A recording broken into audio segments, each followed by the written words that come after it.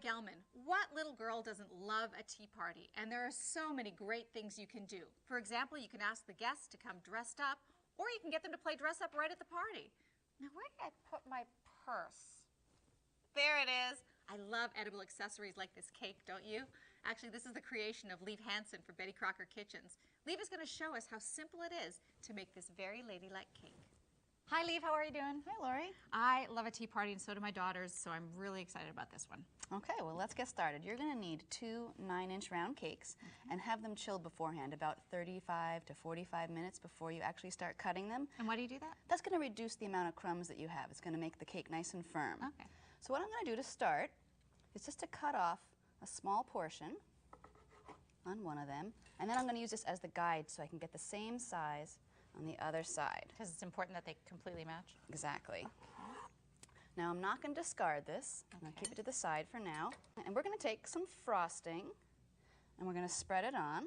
This is going to be like a little bit of glue to adhere the 2 sides together. That's such a great color. Nice and bright. And you can actually just buy food coloring from the grocery store, maybe add about a 1/4 teaspoon, you know, a little bit more if you want to get even more vibrant. To a full container of vanilla? If you want a nice pale one, you just need a couple of drops. Now we're going to take this and we're going to place it right on here. Wow. And want to hold that in place for me? Sure. And I'm going to bring the other one, just going to put a little on the bottom and put it right up next to it and sort of push them together. Right. Now, I have these 2 extra pieces here. And instead of discarding them completely, I'm going to carve one of them to look like a little change purse to go along with our purse. Cute. Make sure they're even. And we can maybe make it a little bit thicker.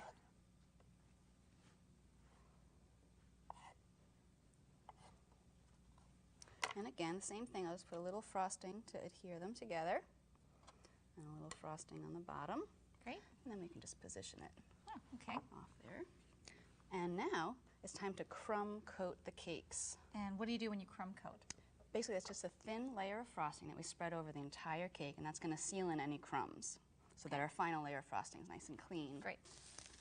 You want me to do the little one while you do the big Oh, one? that's a great idea. Okay. We have some frosting there. So I don't have to be overly neat, I'm guessing, if it's just a pre-layer. No, this is just the crumb coat. Just get it on there, and then we'll... What do you do after you crumb coat it? Well, we're going to chill it in the freezer for another 30 to 45 minutes, and that will firm up the frosting so that when our final coat is done, it's nice and easy to spread it on. Oh, okay.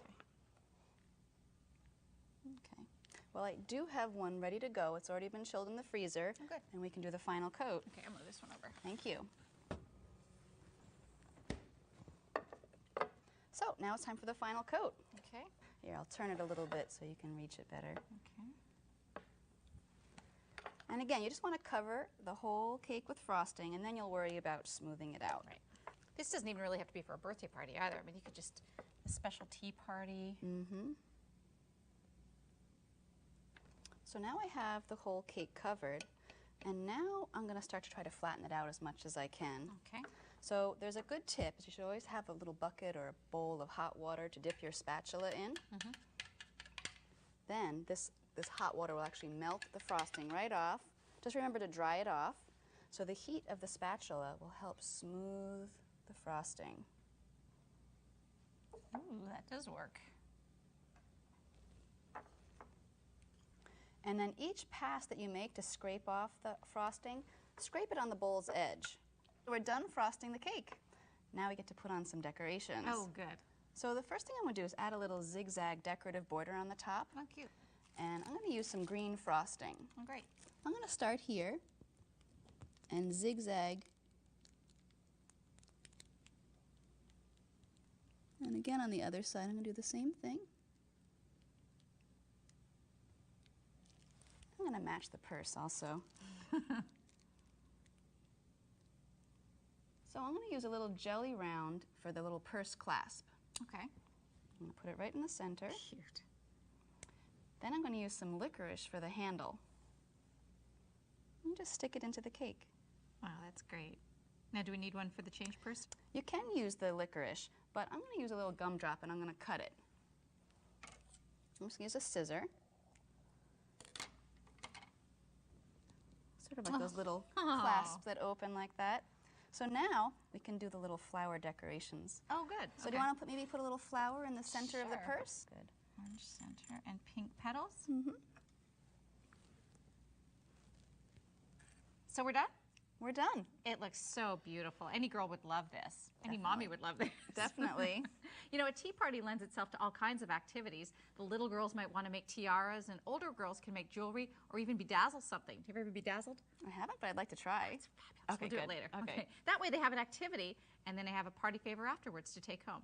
Thanks, Lee. This was great. Thanks for helping. I'm Lori Gelman.